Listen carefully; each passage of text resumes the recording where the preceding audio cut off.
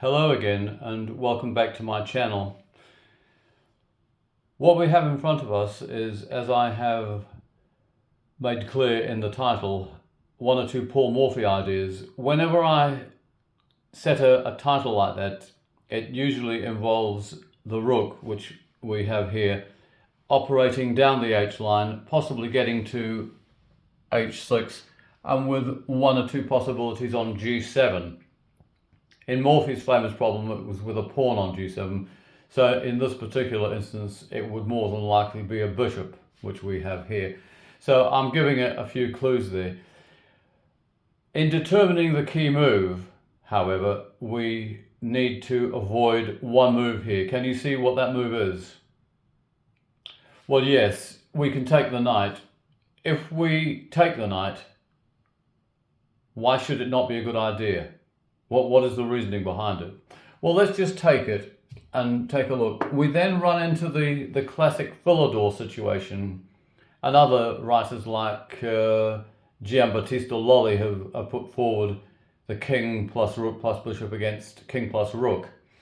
And like Howard Staunton pointed out in his Chess Player's Handbook, it's not a dead cert win. It depends on the layout of the position. Now, I put quite a few of these sorts of problems on YouTube where I have contrived the layout to produce a win. However, I think what you may well be looking at here is one of those positions that doesn't have the required layout.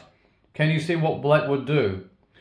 Well, yes, he's given an opportunity to check, and all the while white will want to restrict the black king, but he's prevented from doing so like that. And you can just keep going back and forth, and should he move away like this, then of course the black king gets away, and as can be seen, it will be very difficult indeed to force a win in such a position, if at all. I don't necessarily think that it could be done. I think you might have to satisfy yourself with a draw there. So we won't go down that route. That just demonstrates why it's inadvisable to take that piece. So you leave that where it is. What is the key move then if you don't touch that knight? If you don't go knight grabbing, which is no better here than it is going pawn grabbing in the opening. You could call it a poison knight, I suppose.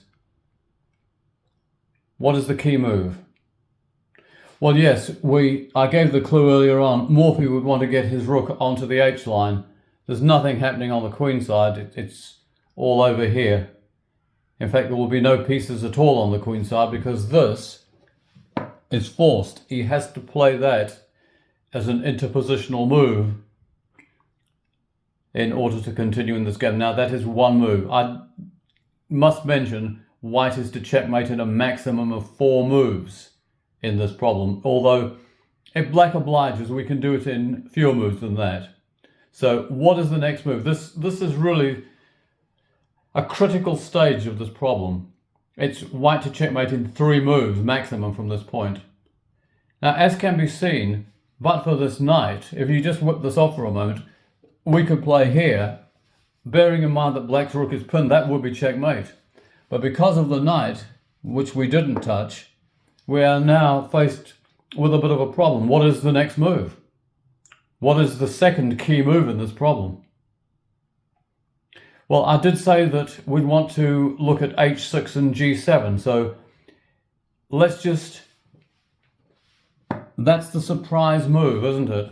If you look at it. What does black do? Well, he can't move his king. Let's consider moves with his knight.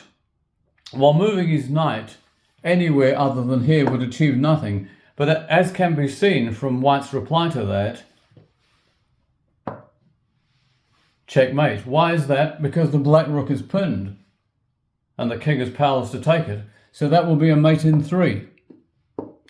What about if he takes the bishop like that? Well, we've just mated him on G7. Now we'll do a Morphy again. A rook H6 mate. Rather neat, is it not?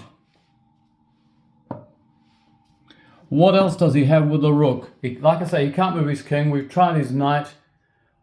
What else does he have? Well, if he moves the rook to here, that's an instant checkmate, double check and mate.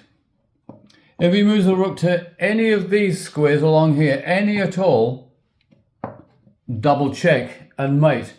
So by process of elimination, let's just review this. After rook h1 check, rook h7, bishop h6, he has to give up his rook by rook f7. And this is how he extends it to 4 moves. So, of course, white obliges and takes it.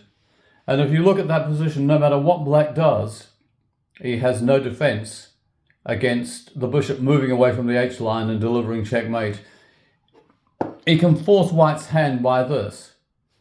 But all that white needs to do, and just look at that, bishop g7, pure Morphy. It's a double check, and it's checkmate. I hope you enjoyed that one and managed to glean something from it. And don't fall into the trap of grabbing pieces when you have a much swifter way of concluding the game. All the best to you in your chess, and goodbye for now.